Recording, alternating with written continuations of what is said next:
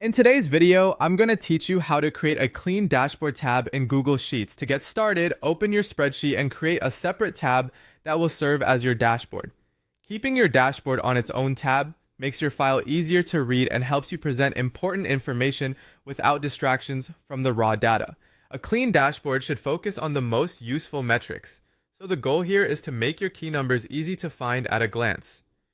Once your dashboard tab is ready, begin pulling in the totals you want to track by using aggregation formulas such as SUMIF and COUNTIF. These formulas are especially useful when your source data includes categories, statuses, dates, or labels, and you only want to total or count values that meet a specific condition.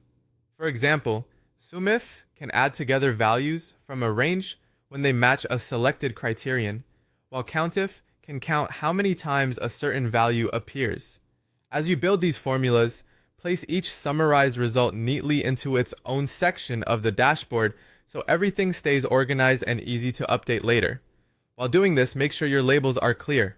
Instead of leaving a number by itself, give it a name that explains exactly what it represents. This makes the dashboard much more readable, especially if other people will be using the file. It also helps prevent confusion when you come back to it in the future. After your summarized metrics are in place, select the cells that contain those results and go to the Insert menu, then choose Chart. Google Sheets will automatically generate a chart based on the data you selected.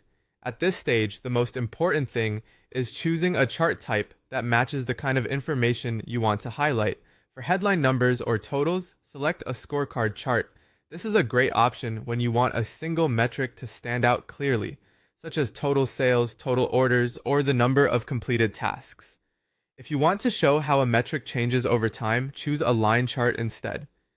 Line charts are ideal for spotting trends and giving your dashboard a more visual story, especially when you're working with time-based data. As you finish the dashboard, keep the layout simple and uncluttered. Give each metric enough space and avoid squeezing too many visuals into one area.